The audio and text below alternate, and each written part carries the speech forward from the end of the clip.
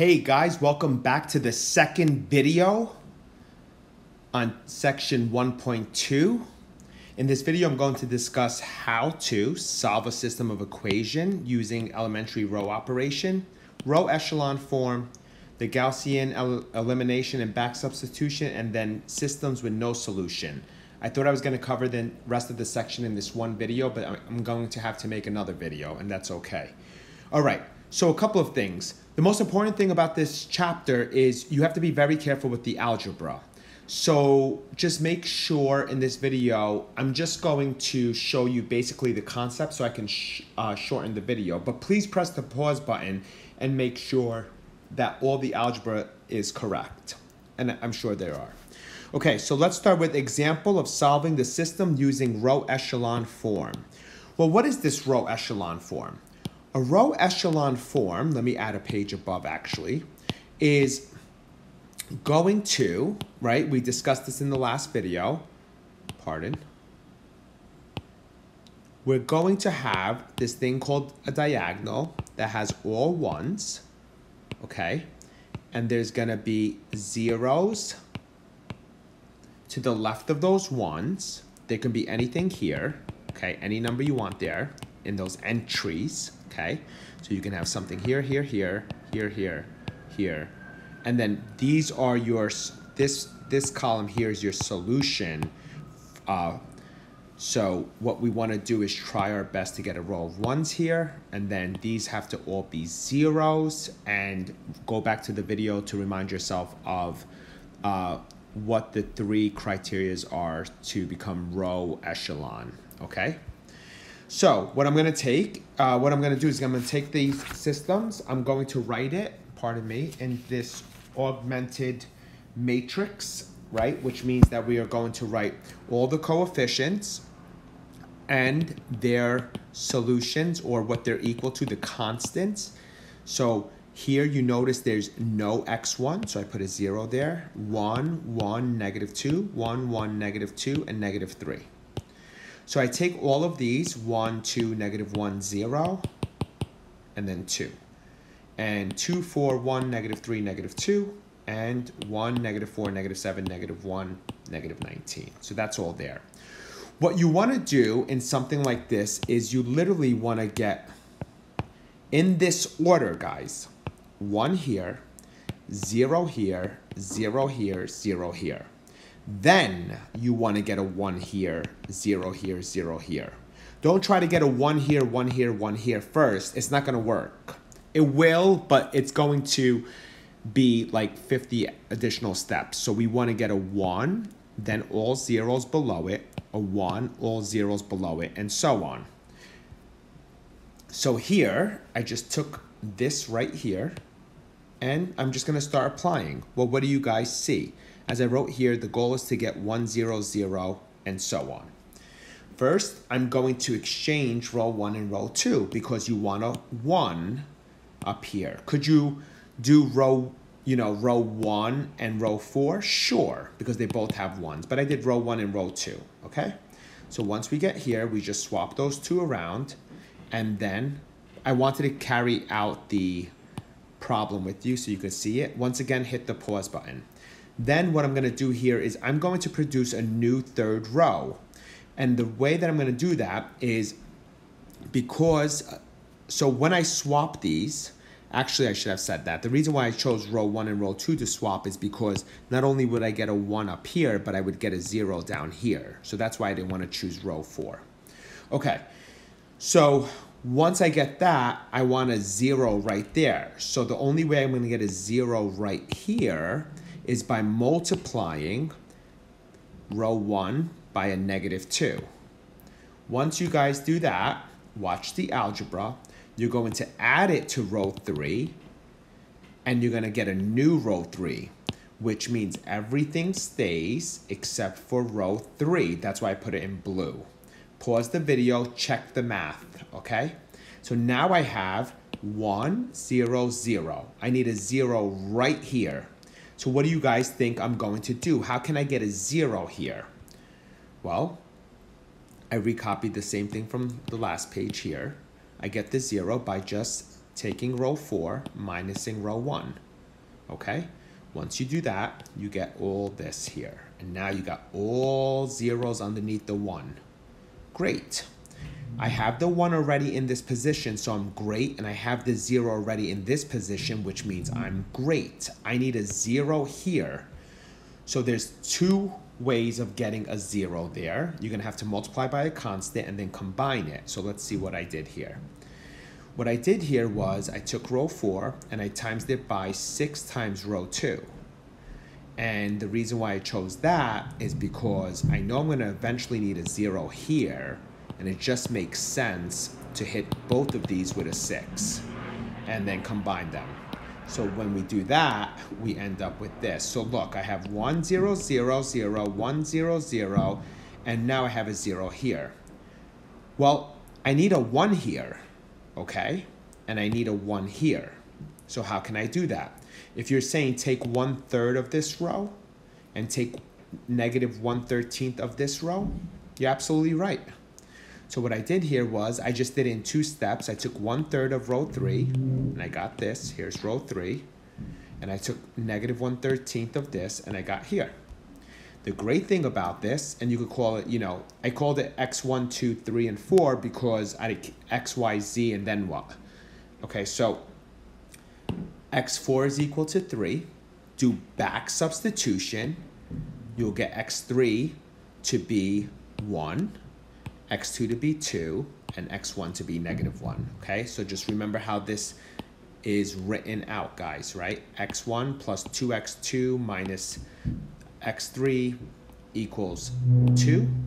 1x2 plus 1x3 minus 2x4 equals negative 3. x3 minus x1 equals negative 2, and 1x4 equals 3. Okay?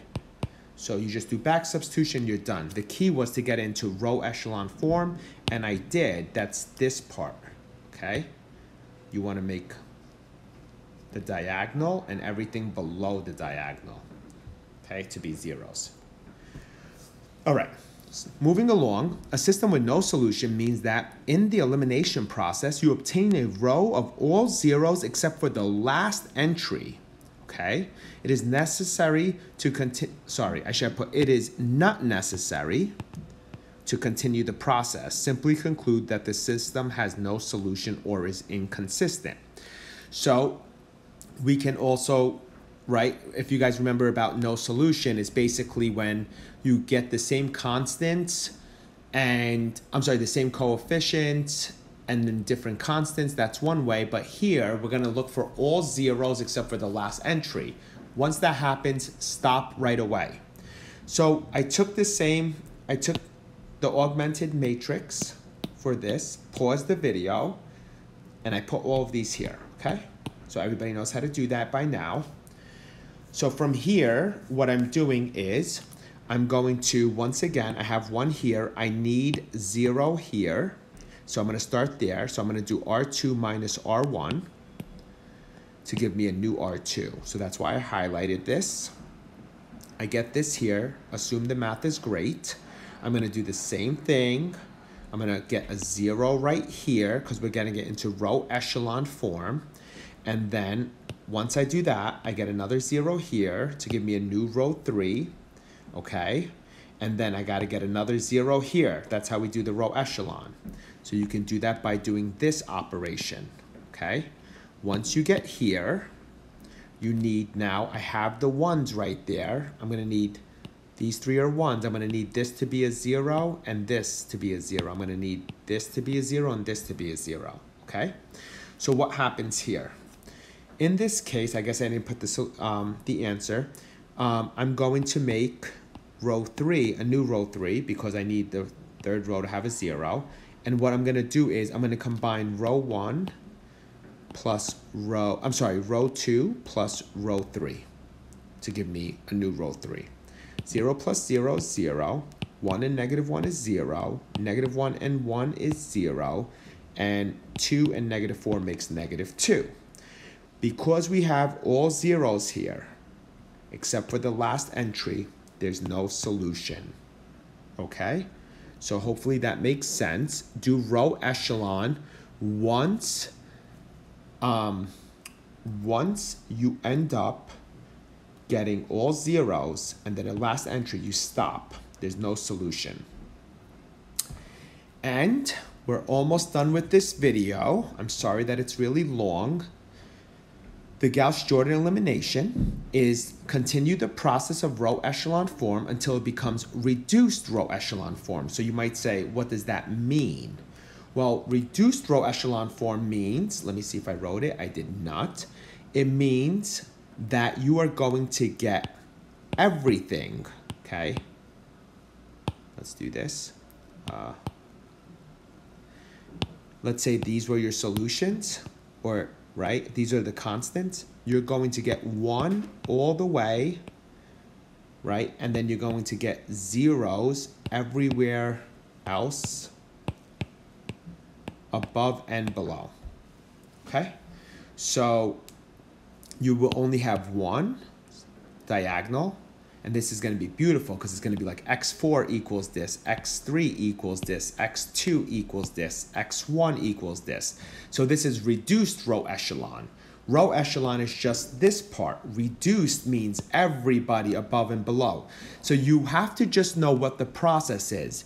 The process is very similar. First you get row echelon, which means get this, this, this, this, this, and this to be zeros, but you need to make sure that you get this, this, and this ones. Then you go and attack this one to be 0, then these two to be 0, then these to be 0, okay? So reduced row echelon, which we call the Gauss-Jordan elimination, actually, you don't need back substitution after that, okay? So I took the same problem, I think it's the same problem, 1, -2, 3, and 9, -1, 3, 0, -4, 2, -5, 5, and 17. And I put them there in an augmented matrix. I started doing my little, and what you're going to see is, right, I did some of my side work here. Please pause the video just so you can check the math. Once you get there, you're just going to continue the process. So here, I did this here because I wanted to show you. We finished. This is row echelon. So reduced row echelon is going to be all of these people being 0, okay? So what you're going to do now is think of this here and this here, okay? Take a look at what happened there, and now take a look at this. So from there, sorry, I got a doorbell. Right, we're going to need this here. How am I going to get that? I'm going to do this operation, right? Do this operation, and then look what happens. You get z to be 2, y to be -1, and x to be 1. And that's pretty much it for this lesson. I apologize about that sound. Please check all of these. Make sure that you start getting all 1. This is your, okay? This is your row echelon. Now you need it to be reduced by getting these people to 0, okay?